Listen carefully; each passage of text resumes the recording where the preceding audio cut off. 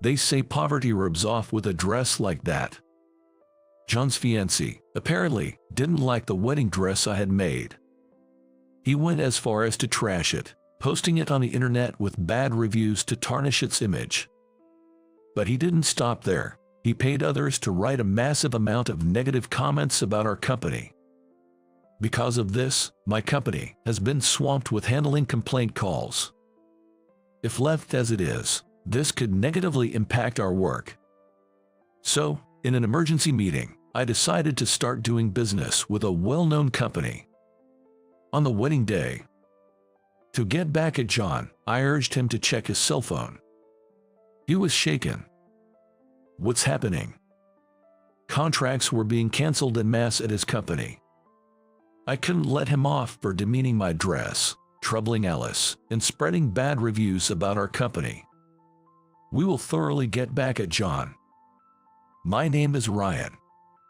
I'm a man who just entered my 30s, working at a wedding dress manufacturing company. Just an average person, my growing waistline with age is a concern. I know I should exercise for my health, but work is too hectic right now. Especially since the wedding dresses I've been making have gone viral on social media in recent months, doubling the orders. Initially skeptical, starting SNS for the company turned out to be more effective than expected. Thus, while the company is growing its profits, I've been spinning in busy days. Thanks to this, my life revolves around thinking about wedding dresses every day. As a child, I had no interest in wedding dresses. Even when I did think about them, I assumed they were made by women. That perception changed due to an incident in the first year of middle school. Seeing my parents' wedding made me want to create attire that embellishes people's precious memories. My parents, being poor, couldn't afford a wedding initially, but managed to have one years later, thanks to the kindness of an elderly man living nearby. He was a wedding planner and wanted feedback on a new plan he had devised. That turned out to be the reason he approached my parents. Looking back, having a wedding without spending tens of thousands was a stroke of luck. Our family's financial situation is better now, but back then, I had to work right after middle school due to our hardships. I decided to work at a wedding dress manufacturing company after graduating from middle school because I couldn't forget how happy my mother looked in her wedding dress.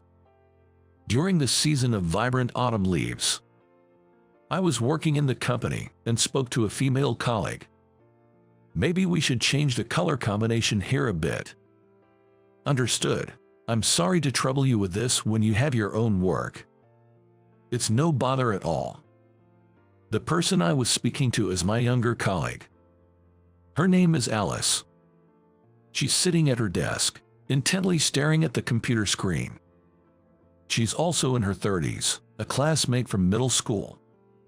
But after graduating, she went to a fashion-related vocational school. Since she joined a company after gaining various specialized knowledge at school, she was younger colleague, even though we were classmates. The client has specified a color for the lace, so we should consider that in our design, right? Right. The customer's request is paramount. It's a once-in-a-lifetime occasion, so we want to make a dress that they'll love. This reminds me of our middle school days. After school, we'd brainstorm various clothing designs together. When I was designing wedding dresses, others would mock me, saying, "Wedding dress, even though you're a guy," but she wasn't like that. When I asked why she didn't mock me, she said, "There's no gender in loving something." I was attracted to her in middle school, but my first love never came to fruition. It seems she has a fiancé. I've tried to learn a lot since I started vocational school, but I still have a long way to go. I'm taken aback by her voice as she speaks to me.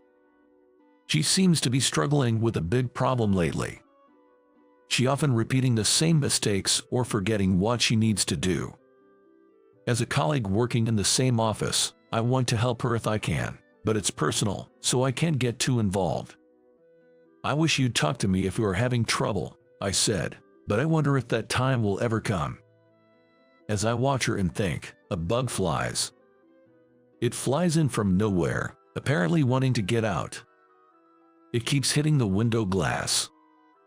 It's painful to watch, so I open the window to let it out, and then Alice speaks to me. "You're kind. You were helping a cat near the office the other day too," she says. She's talking about something that happened a week ago. I was about to head home when I heard a cat meowing from a tree near the office, so I got curious. Turns out, the cat couldn't get down from the tree, so I brought a ladder from the office to rescue it.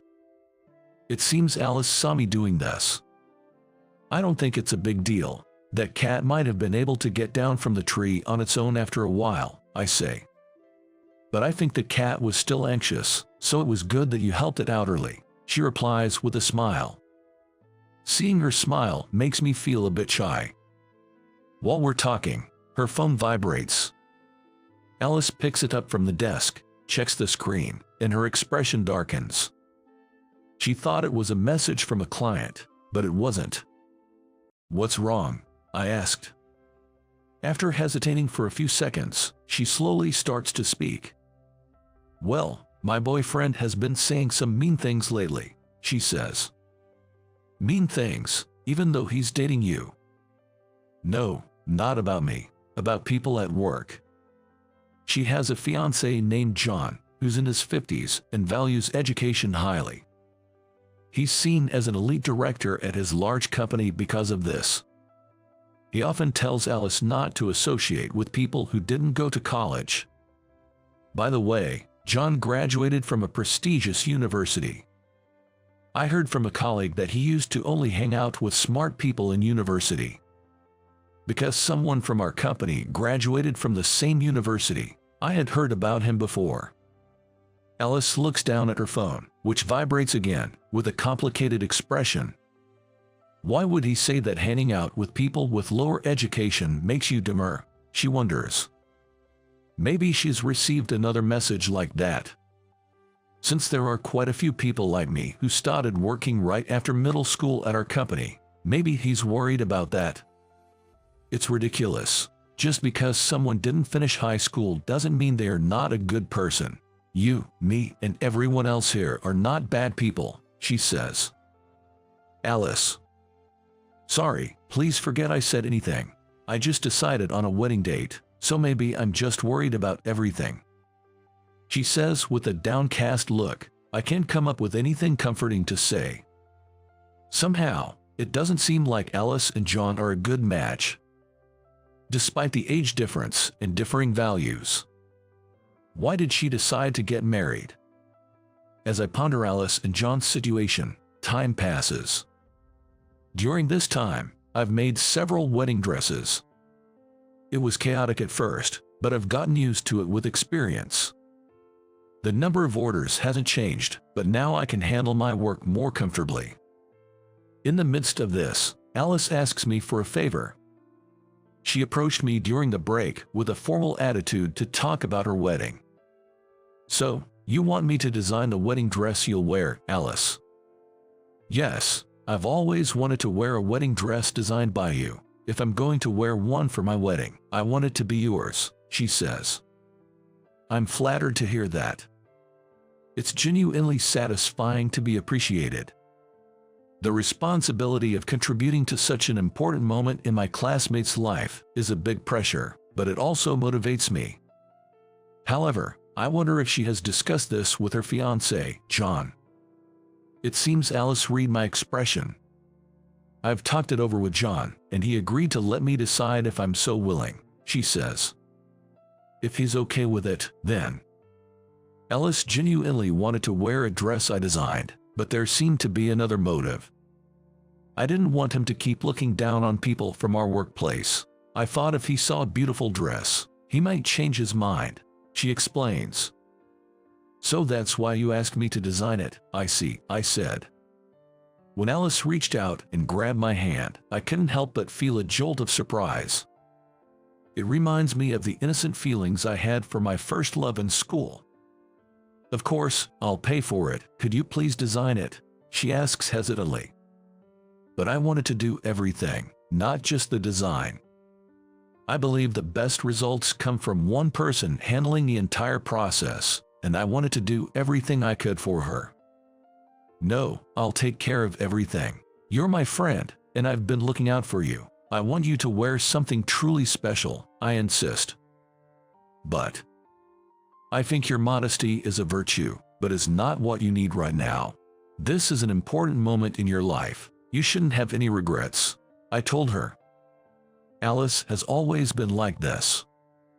Choosing the cheapest item even when I offered to treat her, or only taking one piece of candy when she could have taken 10. Just because she didn't want to take away from others. There's no need to hold back for your wedding. It's once in a lifetime, I said. You're right. Could I ask you to do it, Ryan? I confidently assure her, you can count on me, tapping my chest. It's an honor to contribute to the start of my dear friend's new life. I should be the one thanking you, I said. Thank you so much, Ryan, she replied.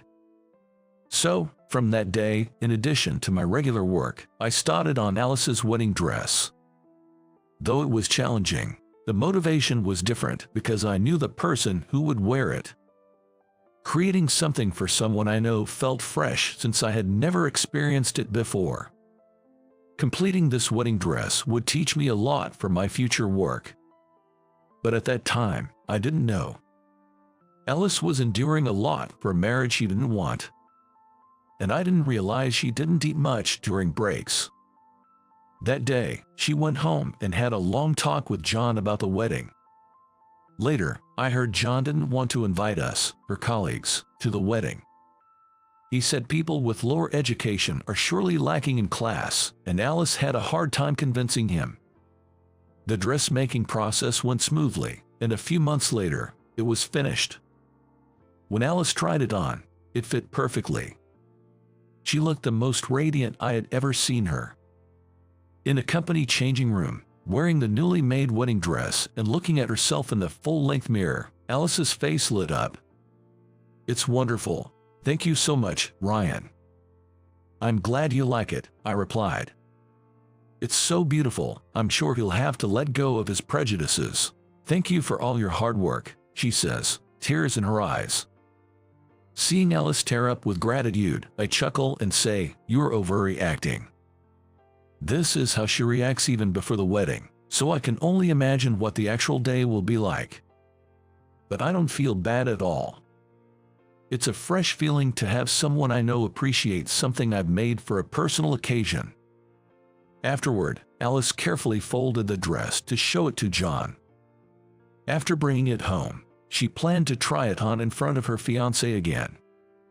When Alice first asked me to design the dress months ago, I had a feeling everything might just work out.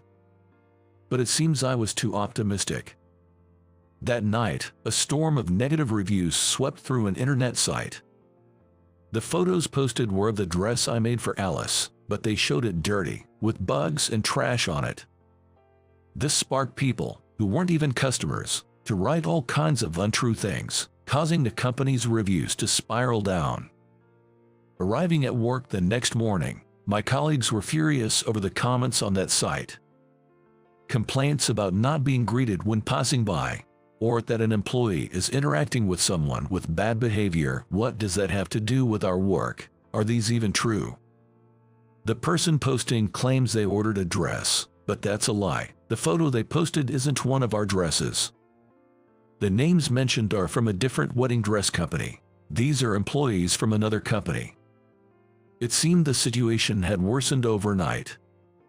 As I was trying to figure out what to do, Alice arrived at work. I'm so sorry, everyone. It was John. She had already seen the reviews. She was apologizing profusely, her face pale. No, Alice, it's not your fault. You were so happy yesterday, you couldn't have expected this to happen, I said. Though the colleagues accepted her apology, allowing the moment to pass, we couldn't let the company's reputation continue to fall. That afternoon, we decided to cancel one appointment to gather in the meeting room and think of a response to the reviews. So far, we had received only a few complaint calls, but they were starting to increase. potentially delaying our usual business.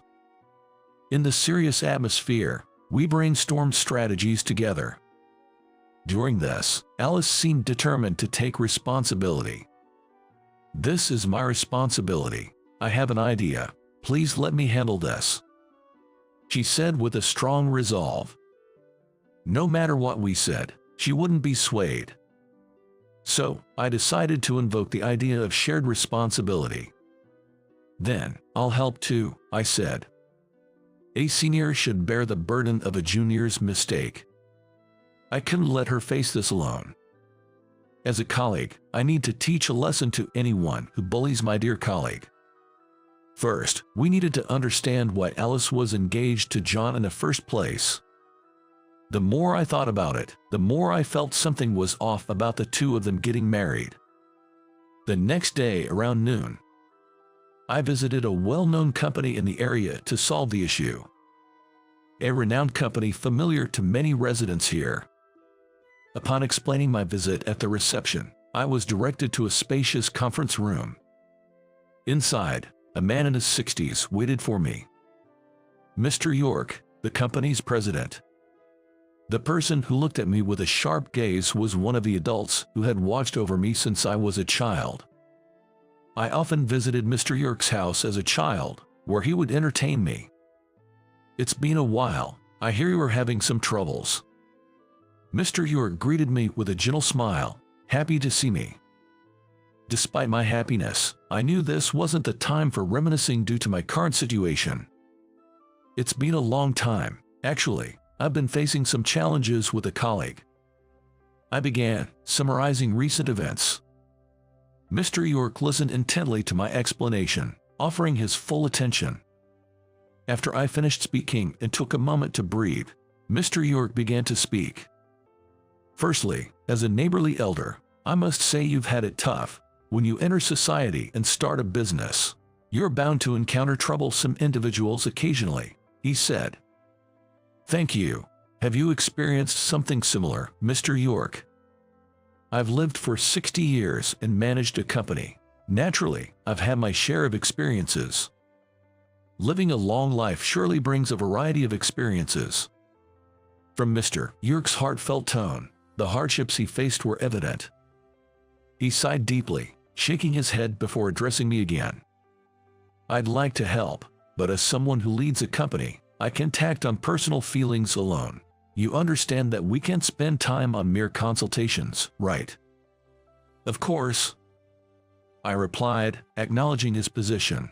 Mr. York had always been kind, but he also understood the importance of discretion.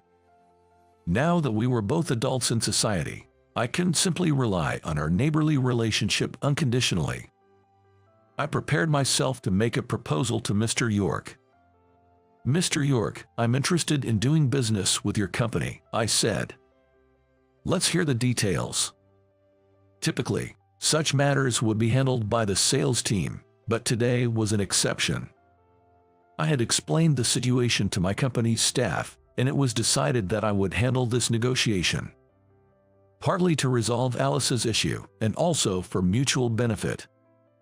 Our sales department had long aimed to engage with Mr. York's esteemed company, but had never succeeded. Therefore, a change in approach was decided upon to make a new appeal. I proceeded to explain our proposed business terms to Mr. York. "That's the proposal. Would you please consider it? This company deals with high-quality thread.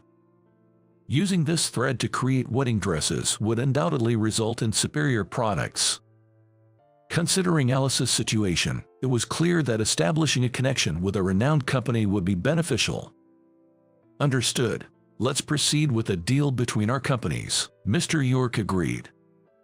"Really? Thank you." While I was relieved at the success, questions lingered. Why had it worked this time, when all previous attempts had failed, after just one meeting? It was unlike Mr. York to make decisions based on personal feelings. I hate to ask, but why have you decided to have a deal with us now? Our company's attempts at negotiation had previously been unsuccessful," I inquired. "It's because I appreciate individuals who work hard," he replied. Excuse me. Mr. York, with a smile, explained to it puzzled me. From our conversation earlier, I sensed a great passion for wedding dresses. It was clear you spend your days deeply engaged with them. Perhaps that's why. Though I had indeed been preoccupied with dresses to recent business, I wondered if that was really enough. Sensing my thoughts, Mr. York continued. It's simple, yet important. You've demonstrated dedication to providing quality products to your customers by earnestly engaging with the dresses. That's what I deemed you a trustworthy business partner.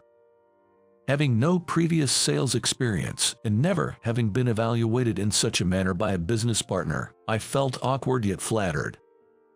Filled with happiness and embarrassment, I managed to say, "Thank you." After finalizing preparations for a comeback against John, the wedding day finally arrived. Though not listed on the invitation list, Mr. York was also invited to the venue. However, there was no sign of him yet. Perhaps there had been some trouble. While I wondered what to do next, I witnessed Alice doing something astonishing. Normally, she should have entered the venue after the ceremony had started, but she appeared in a tattered wedding dress. It was the dress I had made, but it remained as it had been after being defaced by John. The guests began to murmur among themselves. Soon after, John arrived at the venue, dressed as a groom, looking flustered. His attire was perfectly normal, making the contrast with Alice's appearance strikingly evident. "Alice, I was looking everywhere for you, and to find you here." It seemed he had been searching for her, panting as he loudly scolded her. "Why are you wearing such a dress? What happened to the one I prepared?" But Alice, undaunted by John's attitude, stared back at him defiantly. This seemed to intimidate him, showing his anger. "I'm sorry for not wearing the dress you prepared, but I had always planned to wear this dress, hadn't I? But that dress was made by a high school dropout. It's not suitable for someone as beautiful as you. I want to wear the dress my colleague made for me at our wedding," Alice stated firmly, though her feelings didn't seem to reach John. "Before you defaced it, that dress was beautiful, regardless of the maker's education background." Hearing Alice's words, he scoffed at the dress disdainfully. "Such a dress only brings poverty. I disposed of it so that you, being kind-hearted, wouldn't have to wear it." "How could you say that? It was made with so much effort." "So what? This isn't child's play. Effort means nothing if the customers aren't satisfied." The venue fell silent as the two argued. Among those gathered at the venue, there likely wasn't a single person who wasn't focused on these two. Alice narrowed her eyes and glared at John. He hadn't expected such defiance from a bride just before her wedding. John faltered and stepped back. Even if that were true, it doesn't justify ordering a dress from someone else when you've already asked someone to make one. "What?" "I looked into it after you defaced Ryan's dress. I found an order for a wedding dress from another company on your computer. You never intended for me to wear Ryan's dress." Hearing Alice's shocking revelation, John's face turned pale.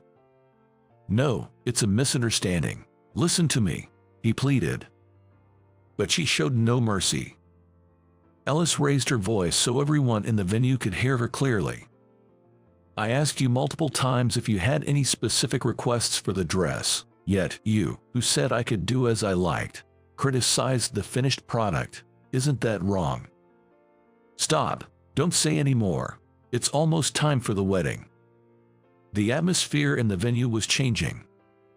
Those who had been expressing their congratulations were now looking puzzled, and some looked John with disdain. Alice continued to reveal facts unknown to the guests. She exposed John's deliberate sabotage of the dress, his negative online reviews, and his attempts to bribe many into giving my company bad ratings. When John, at his limit, tried to silence Alice by force, Mr. York arrived. "It's not becoming of a groom, about to be married, to forcibly silence the bride," he said, his voice calm but carrying. Mr. York, with a commanding presence, approached us with measured steps. "Sorry, Ryan. I'm a bit late from the time I said I'd be here. I couldn't overlook a child who got hurt on the way," he explained. "It's okay, that can't be helped," I replied. "I appreciate your understanding. It reminded me of when you were young, bringing back some nostalgic feelings," Mr. York shared, lightening the tense atmosphere with his casual conversation. "You're not recalling any embarrassing stories, are you?" "Don't worry. I only remember the time you wet your bed and cried after your mother scolded you," he joked, blurring the line between sincerity and humor. His words seemed to relax those who had been anxiously watching the unfolding drama. While it was important to stand up to John, we didn't want to leave the guests with any trauma. I had to thank Mr. York's experienced handling of the situation. Regaining my composure, I stood in front of the astonished John, who was asking, "Why is Mr. York, the president of a renowned company, here?" "What, you got something to complain about?" "No, but I think you should check your phone right now. Is your company okay?" "What?" Caught in the midst of chaos, John likely never expected to hear such a thing. Stunned, he started checking his phone with a look of confusion on his face. He turned pale seconds later. What's happening? He was likely receiving notifications of contract cancellations from various companies, all orchestrated by Mr. York. "Your company has been undermining rivals in various ways, but it seems your behind-the-scenes efforts were too sloppy," Mr. York revealed. "No way." I felt bad for the victims, so I meddled a bit. "Though, for you, it might not seem like much. Just an old man conducting some investigations and sharing the results with those affected by unjust bad reviews." Mr. York's company excels at monitoring the movements of other companies. Perhaps this is influenced by his own belief that he possesses no special talents. Claiming no knack for trends or business opportunities, he is compensated for his shortcomings by scrutinizing the actions of other companies. Maybe that's why he's so concerned about young people who are struggling despite lacking talent. Mr. York fixed his gaze on John as if testing him. "Well, what will you do?" Had John sincerely apologized there, Mr. York probably would have forgiven him. Alice, though not marrying John, would likely not have grown to dislike him any more than she already did. But clad in his groom's attire, John chose not to do so. He twisted his face in anger and rebuked Alice. "It's your fault. You're the one who went crying to Mr. York. Do you never consider reflecting on your actions, John?" "I'm not wrong, am I? What's wrong with taking down a rival? After all, in this world, whoever takes advantage of someone wins. Working hard only makes you a fool." Overwhelmed by anger, John seemed to have lost himself. As he advanced on Alice, I intervened to stop him. "I shouldn't have engaged myself to someone like you." "How can you say that? Don't you love Alice?" "Love her? If I knew she was such a nasty person, I wouldn't have dated her." His abusive words were unbearable. I didn't want to leave him there any longer. "If I had known it would come to this, I wouldn't have cornered your parents' company." Then I remembered the story Alice had told me after our meeting in the conference room. Her parents ran a company that suddenly started receiving bad press. It seems John reached out to help Alice and her family then. That was the reason they started dating, but the initial cause was unimaginable. "I thought if I did you a favor, you'd easily fall for it. I was deceived. I didn't know you'd be such a hassle." I couldn't stand to listen any longer. I grabbed John's hand, trying to drag him out of the venue. "Don't hurt her anymore. The situation you're in isn't anyone else's fault but your own doing." John resisted, trying not to be thrown out, but then Mr. York roared, "Enough with the poor grace." A loud voice that seemed to come from his gut made the air tremble. The voice echoed throughout the venue, making even someone who hadn't done anything wrong like me want to shrink away. "If you can't admit your own mistakes and blame others, you can dream on about growing. Go back to the start and come back again." Having never been yelled at in his life, John sat down with a pathetic heap in a daze. With his courage gone, he crawled out of the venue. Afterward, John broke off his engagement with Alice. The last time Alice was seen, she looked haggard from dealing with her company's bad reputation.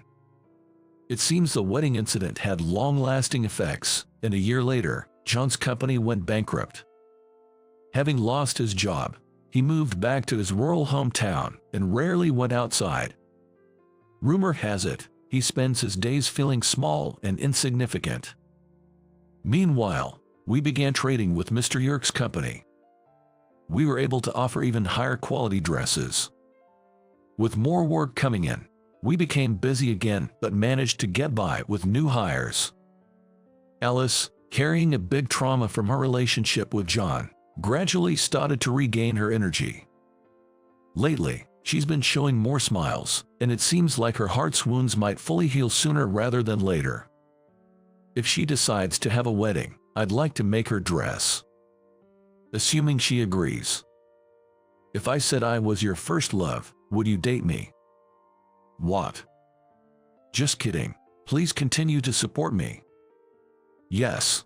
Become a dependable colleague and help me with work. At that time, I couldn't have imagined that a few years later, she and I would get married. And she would wear a wedding dress as my wife.